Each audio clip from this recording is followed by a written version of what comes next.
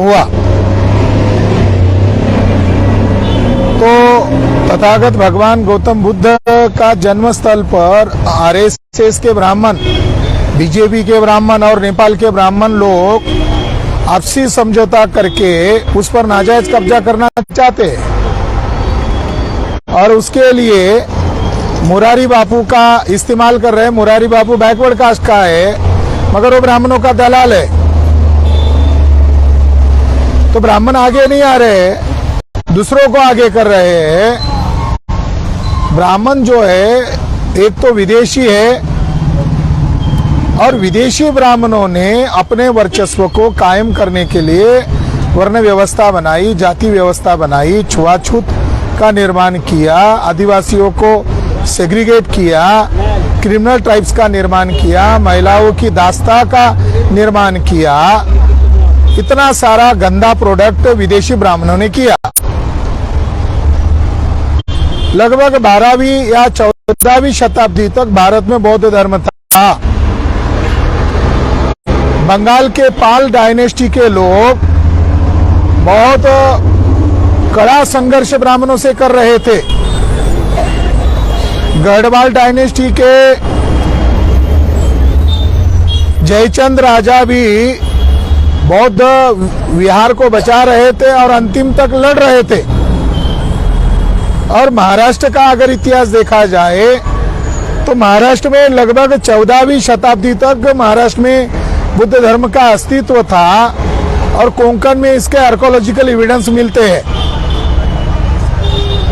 तो ब्राह्मण लोग योजना बनाकर विश्व धरोहर, जिसको यूनेस्को ने विश्व धरोहर घोषित किया, उस नेपाल के जन्मस्थली पर कब्जा कर रहे हैं और जो उनके काल्पनिक पात्र है रामायण, उसका आयोजन वहां कर रहे हैं। तो ये बात तो तय है कि ब्राह्मणों के पास जो काल्पनिक पात्र है उनका कोई आर्कोलॉजिकल एविडेंस नहीं है, मगर राम का भी ब्राह्मणों के साथ कोई संबंध नहीं है। वाल्मीकि राम जो है ये ब्राह्मणों के द्वारा प्रोड्यूस किया गया राम है, मगर ओरिजिनल जो कथा है दशरथ जातक कथा, ये बुद्धिस्ट लोगों की जातक कथा है, दशरथ जातक कथा, और इसकी चोरी करके उन्होंने वाल्मीकि रामायण का निर्माण किया। तो दुनिया वालों को वो मूर्ख बना रहे, भारतीय लोगों को मूर्ख बना रहे, मगर अब लोगों को सच्चाई मालूम हो गई है।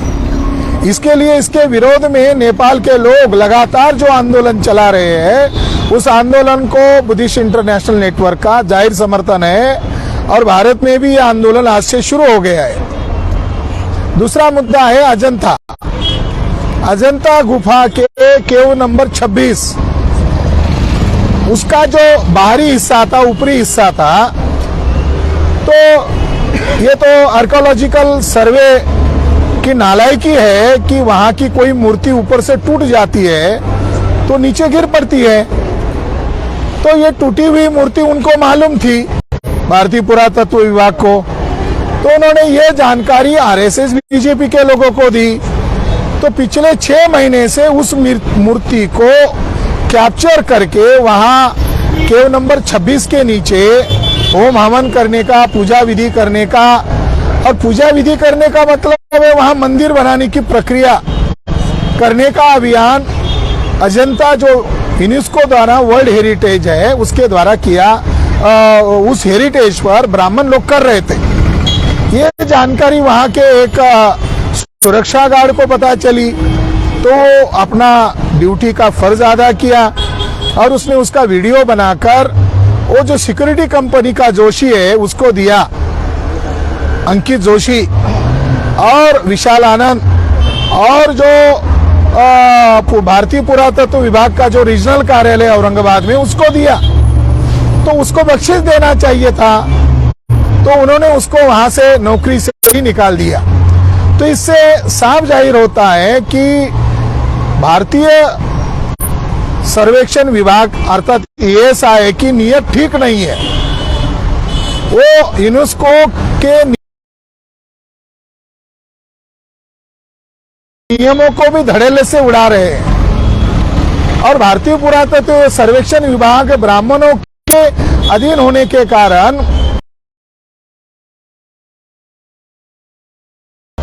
उनके नजर में अजंता भी खल रही है। अजंता की 26 नंबर की गुफा का खासियत क्या है? वहां तथागत भगवान गौतम बुद्ध का महापरिनिर्वाण अवस्था की बहुत बड़ी विशाल मूर्ति है। उसके ऊपर दुनिया के लोगों ने बहुत सारा रिसर्च किया तो ये पाया गया वाघोरा नदी के किनारे ये अजंता बौद्ध गुफा है। तो रिसर्च करने वालों को ये पाया गया कि हर पूर्णिमा में चंद्रमा की प्रकाश बुद्ध के चेहरे पर आता है और बुद्धिस्ट लोगों की, प्राचीन बुद्धिस्ट लोगों की ऐसी कल्पना थी कि वो प्रकाश बुद्ध के चेहरे पर आने के बाद बुद्ध जो गहरी निद्रा में उससे जग जाते हैं और जन कल्याण के लिए निकल पड़ते हैं। हो सकता है एशियन इंडिया में पूर्णिमा के समय वहां के लोग इकट्ठा होते होंगे। एलोरा की बुद्ध गुफा बहुत वैज्ञानिक तरीके से बनाई, जहां पर एक समय ऐसा आता है कि बुद्ध का चेहरे पर सूरज का प्रकाश आकर गिरता है।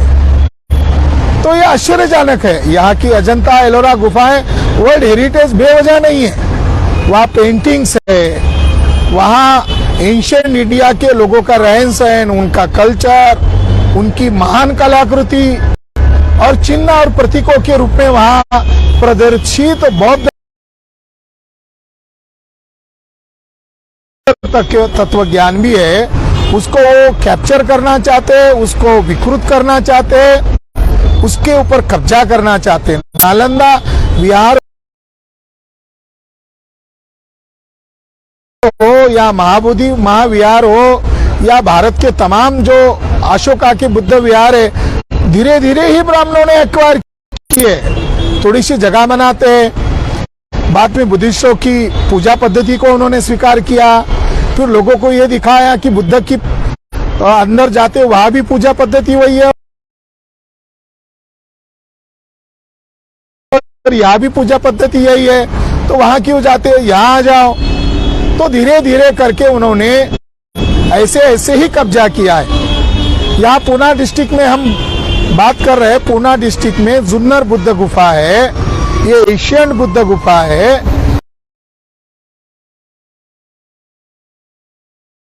और इस बुद्ध गुफा पर कई सालों से मिलिंद एकबोटे, मनोहर भिड़े के द्वारा कब्जा किया जा रहा है। मनोहर भिड़े और मिलिंद एकबोटे सभी लोगों को मालूम है 2018 में इन दो बदमाश ब्राह्मणों ने प्लानिंग वे में फसाद किया था, षड्यंत्र करके फसाद किया था। ये आरोपी लोग हैं। और मिलिंद एकबोटे जो है ये जर्मन बेकरी बम ब्लास्ट जो हुआ उसका असली मास्टरमाइंड है। ये ब्राह्मण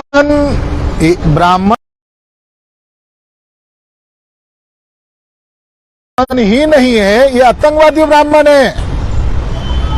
जर्मन बेकरी बम ब्लास्ट के इन्वेस्टिगेशन में मिलिंद एकबोटे का नाम आया है, मगर चर्चा उधर कर्नाटक के मुसलमानों की जा रही है। भटकल के मुसलमान, भटकल, अब उसका नाम भी ओरिजिनल कोड में नहीं है जो मीडिया में दिखाया जा रहा है। बच्चा तो ओरिजिनल पकड़, हम डुप्लीकेट है, तो ओरिजिनल नाम दिखाओ ना। सब फेकम फाक चल रहा है। तो जुन्नर गुफा पर आतंकवादी ब्राह्मणों के द्वारा कब्जा करवाना, वह हजारों की तादाद में हुल्लड़बाजी करने के लिए लोगों को लेकर गए, ब्राह्मणवादी देवी देवताओं को वहां स्थापित कर रहे हैं, बुद्ध प्रतिमाओं को विकृत किया जा रहा है। तो हम चुपचाप नहीं दे सकते। हम तो ऐसा मानते हैं कि विश्व धरोहर के साथ धोखेबाजी करना यानी राष्ट्रद्रोह है। और ब्राह्मण ये राष्ट्रद्रोह क्यों कर रहे हैं? क्योंकि ब्राह्मण इस देश के नहीं है। तो इस मौके पर मैं इतना ही कहना चाहता हूं कि अभी हम थोड़ी देर में कलेक्टर महोदय को राष्ट्रपति के नाम पर ज्ञापन देने जा रहे हैं, उनके साथ मीटिंग करेंगे और कलेक्टर को कानूनन ढंग से वार्निंग देंगे कि मिलिंद एकबोटे और भिड़े के ऊपर एफआईआर दर्ज करे कि तुम जिले के हेड हो, तुम जिले के संवैधानिक मालिक हो, तो ये तुम्हारा दायित्व है। दूसरी बात, अगर ये कलेक्टर भी ब्राह्मणों के इशारे पर ऐसा ही उनको छुट्टा माहौल देते हैं, खुला माहौल देते हैं, तो फिर आने वाले समय में हम 2-4 लाख लोगों का मोर्चा जुन्नर बुद्धिस्ट गुफाओं को बचाने के लिए कलेक्टर ऑफिस पर ही लेकर आएंगे। अभी उनको बोल देते हैं। इस मौके पर इतना ही। धन्यवाद। नमो बुद्धाय। जय भीम, जय मूल निवासी। सचिन भाऊ, इनका होने दो, फिर हम निकलते हैं।